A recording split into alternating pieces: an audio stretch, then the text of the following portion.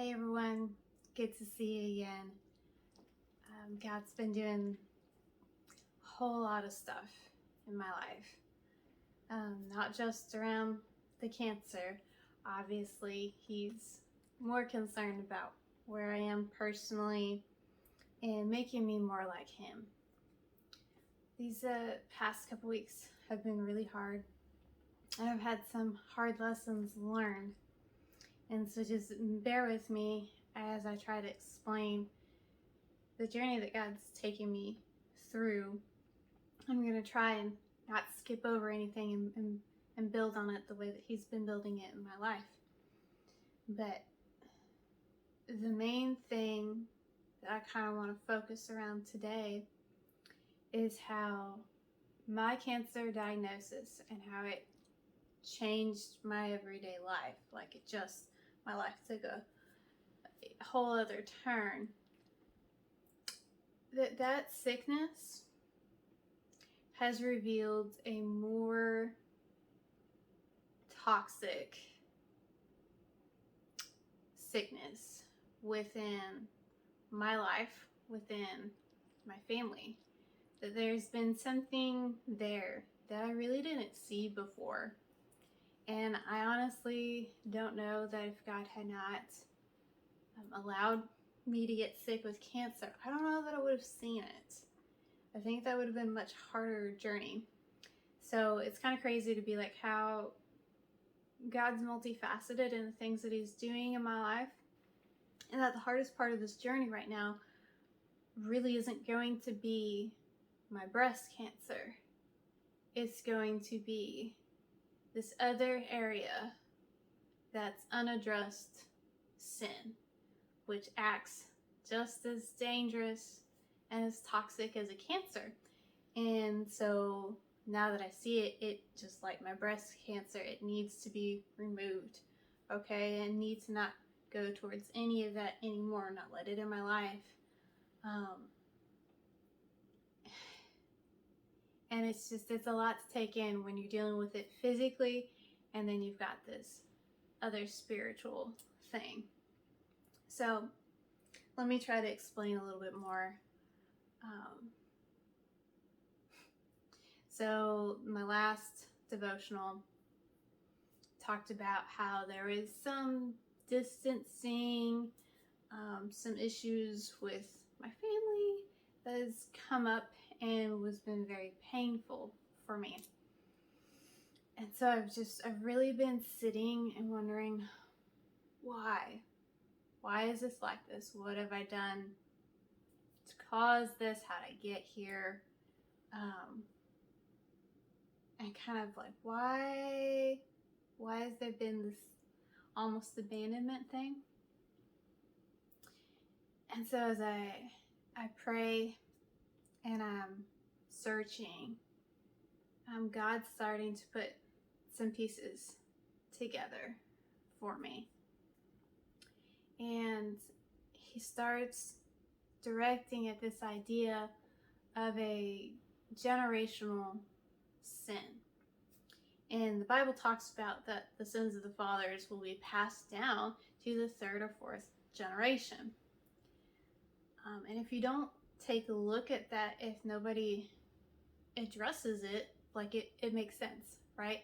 Like you do and you mimic how you grew up, like how your parents kind of deal and function socially, how they interact with each other, how they interact with you is typically what you carry on, and that shapes all of your other interactions for life, and then shapes how you then treat your partner, how you treat your kid.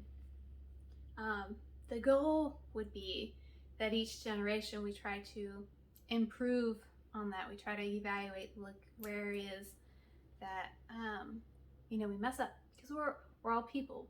We're not going to do relationships perfectly, but we should be working towards doing them better.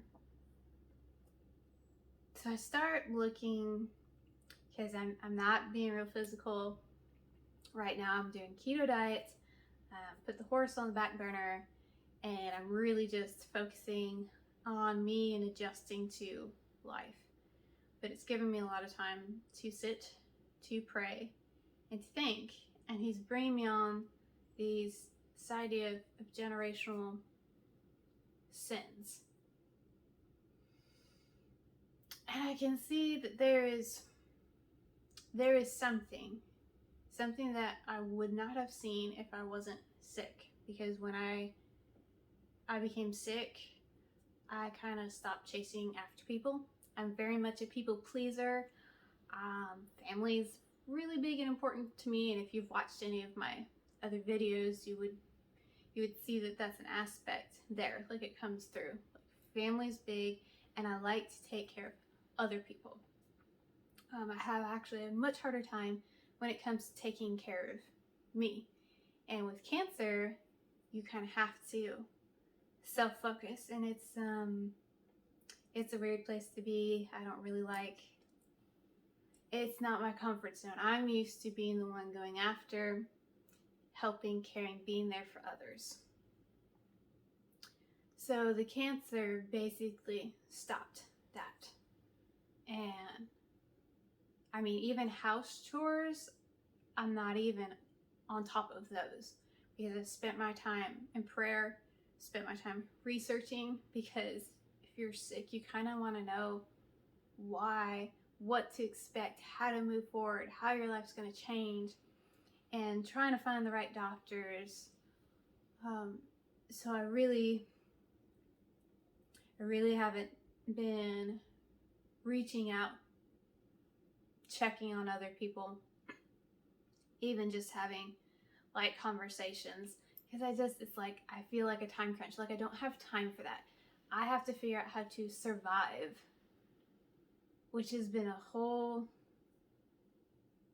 journey in and of itself, to really think about, what do I need instead of what do other people need. And I was struck by the fact that some of the people that I actively go after to try to take care of have disappeared, because I wasn't putting forth effort. You know, it wasn't, I wasn't filling that role of being a caretaker, you know, trying to find the needs, trying to serve, which is, I mean, as a Christian, right, we're all called to serve.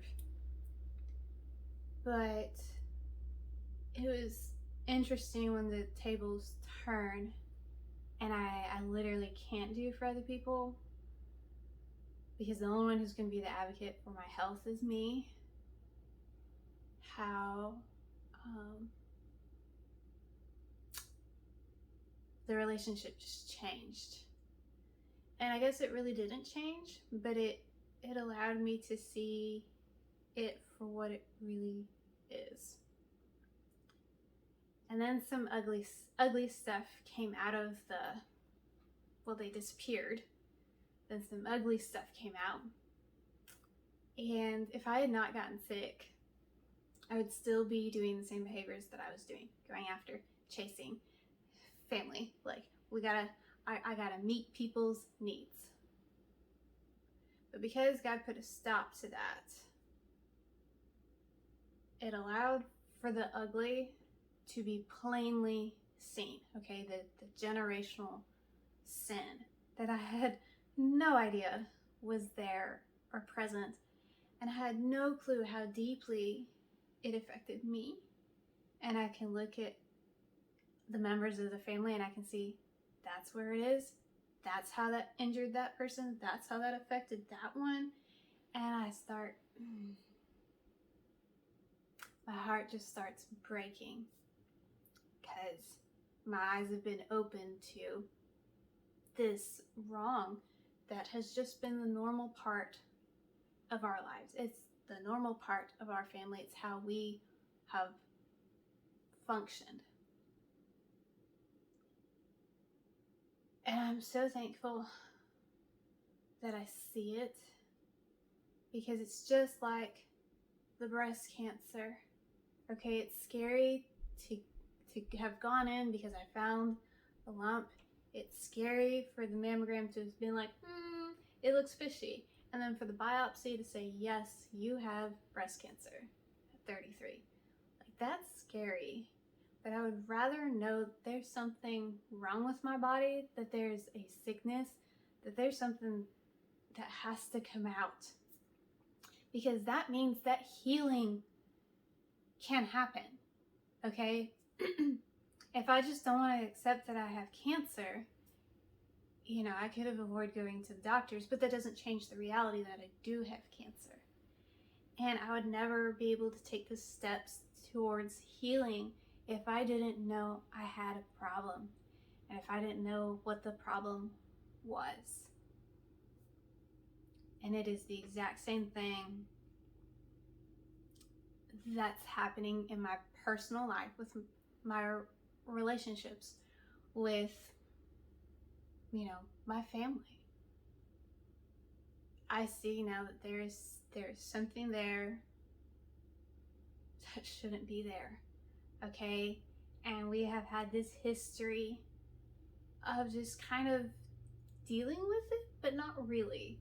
Like, we're not dealing with it in a way to have healthy relationships, to move forward, or to improve how we function relationally,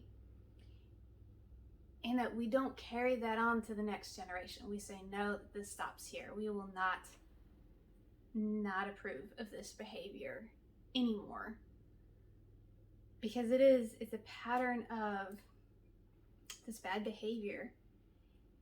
And it's getting ugly because there's this undertone of denial, of protect and pacify this sin, or that it's not really that bad, that I'm overreacting. All families have issues, and they do, right? Relationships are just hard. So all families have issues. I'm way off the deep end and saying that this is like a generational sin thing. But the truth is, it is. Okay, it's just like cancer. Okay, and it is just being passed down from generation to generation. And now that I see it, I can't unsee it.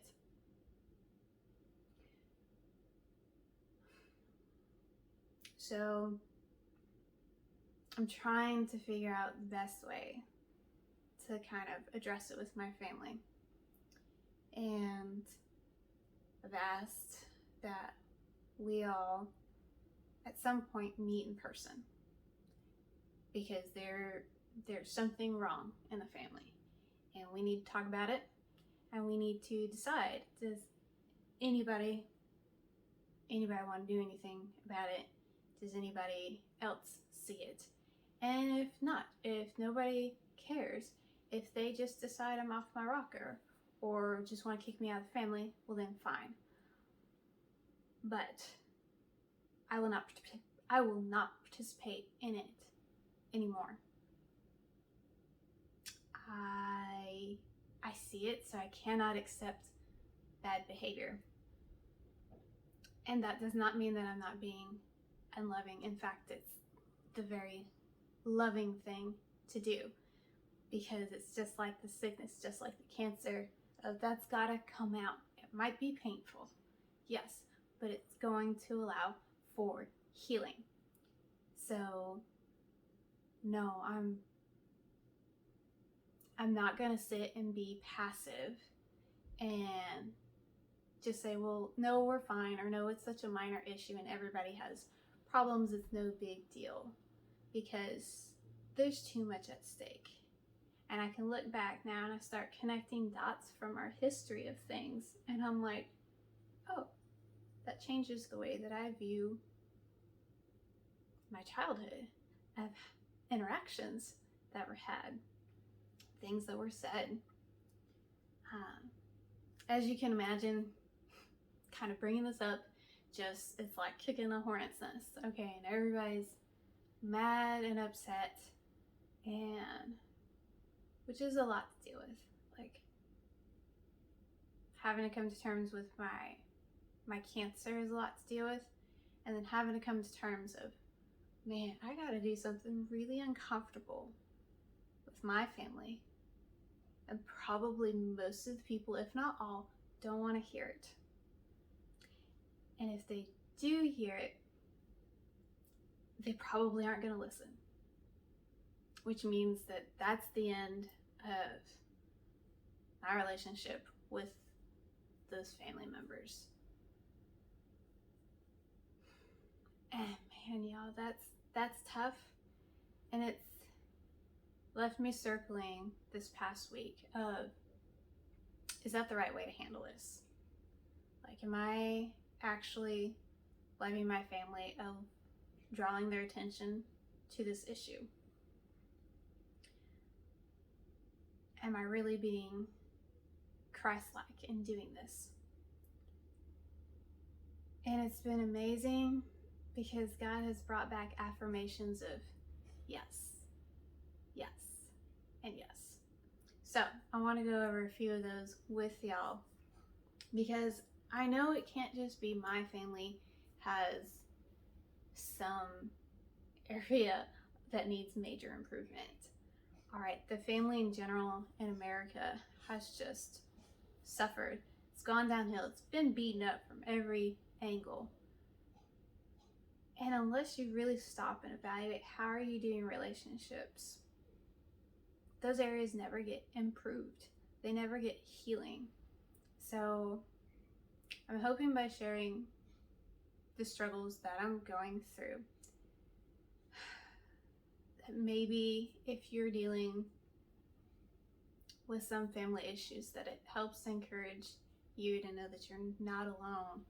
Or maybe that you're just not crazy when you're like, hey, this isn't right and we shouldn't do this. Nobody else wants to agree with you, but that's okay as long as you're standing on the truth of God. So the first affirmation that I got is, I'm working through this book. I just got it, Book of Esther. I really like studying Esther. And I figured it says it's seeing our invisible God in an uncertain world. And through my journey with breast cancer, my whole future feels uncertain. So I felt led to buy this book, and it's the one that I'm going through. But this past week, the lesson was on listening. And we're just starting Esther. And one of the days was on chapter 3. And chapter 3, it talks about Haman. He's introduced, how he's risen in rank from King Xerxes, and how he made the edit for everyone to bow down in his presence. Mordecai does not bow down. Word gets back to Haman. He doesn't like that, so he says, we gotta annihilate all the Jews. So it wasn't enough that, Mordecai was the only one who wasn't bowing, but because he's a Jew, all of them have got to die. And, he presents it in such a nice way to the king, kind of twisting words. These disobedient people don't follow your laws. They need to die. And King Xerxes says, well, whatever you see fit, it's fine with me. And it's funny because the very last line says that, like, when it went out, the announcement was made to the land, Haman and Xerxes were like reclining and having dinner together, but the whole nation was in confusion